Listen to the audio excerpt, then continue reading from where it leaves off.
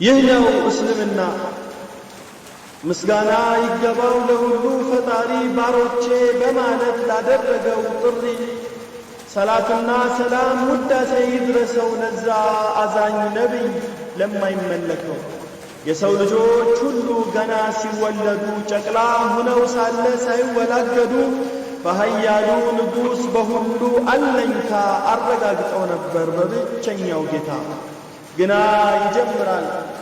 ግና ይጀምራል የማክፈሩ ጉዞ 40 ቀን ሲሞላው ሕፃኑ ተይዞ ወስደው ይዶሩታል ወደ ክፍሩ ጣጣ ሙስሊም ነበርና ከናቱ ሲወጣ።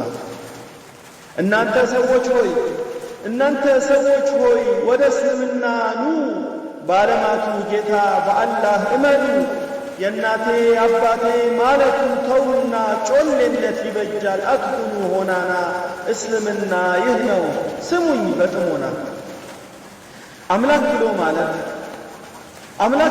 ማለት እኛም እናመልከው ይህን ፍጥረት ዓለም ያስተዳድረው ልጅ የማይገባው አንድ ነው ብቸኛ ጌታችን አይደለም የሦስቱን ሦስተኛ እንግልጃም የለበት በፍጹም አይተኛ።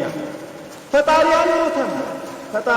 አልሞተም ስቅላትም የለ እስኪ እናስተንትን አእምሮአችን ካለ። ዓለም አንጠበቃት እርሱ ሞቶ ሳለ ትንኰታኰታለች አያሉ ከሌለ። ይልቁንስ ስሙ እምነቱ ግልጽ ነው ዒሳ ነቢይ ነው አላህ የፈጠረው ሁን በሚለው ቃሉ ከመርየም ያስገኘው። ለእስራኤል ልጆች ሆነ አስተማሪ ኢንጂልን ተሰጠው አደረገ ጥሪ የእስራኤል ልጆች አላህን ተገዙ ብቸኛ ጌታ ነው እርሱን ብቻ ያዙ። ሰዎች እንዲያምኑ ታምራት ተሰጠው ማስረጃ አድርጎ ጥበብን ለገሰው። አይነ ስውርና ለምጻም ተፈወሰ በአራሕማን ፍቃድ ሙታን ቀሰቀሰ። የአንድነቱን ምስጢር ተውሒድን ለፈፈ ማጋራት ነውር ነው ብሎ አስተላለፈ። እነዛ አይሁዶች ልባቸው ጠናና ሴራን በመሸረብ የሆኑት ገናና ዲቃላ ነው ብለው ጥላሸት ቀብተው ማሳደር ጀመሩ ሊያስተቃዩት ሰቅለው። አዛኙ ጌታችን ከተንኰል ጠበቀው ወደ ላይ በመውሰድ በሰማይ አኖረው እንዲወዛገቡ አመሳስሎባቸው ብዥ ብሎባቸው ይዘነዋል አሉ።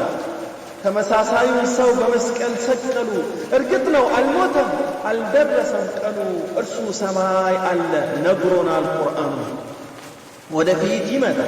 ወደፊት ይመጣል ግልጽ ነው ሐዲሱ የሰው ልጅ ነውና ልትወጣ ነፍሱ እርሱና እናቱ ፈጣሪ አይደሉም የአምላክን ባህሪ ፍጹም አያሟሉ። ዒሳም ወላጅቱ ምግብ ይበላሉ የቁርአን አናቅጽ ይህን ያስረዳል።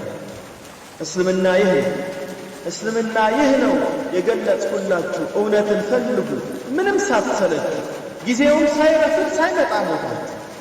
የእናቴ አባቴ ማለቱን ተውና ንጹሕ ወደ ሆነው የብርሃን ጎዳና ግቡና እመኑ ውጡ ከጽልመቱ ራሳችሁን ግዙ ከባድ ነው እሳቱ። የእናቴ አባቴ ሃይማኖት ብላችሁ እምብየው ከሆነ ክህደትን መርጣችሁ እንግዲያው መስክሩ እኛ ሙስሊሞች ነን ፍጡር የማናመልክ ፈጣሪውን ትተን። قل يا أهل الكتاب تعالوا إلى كلمة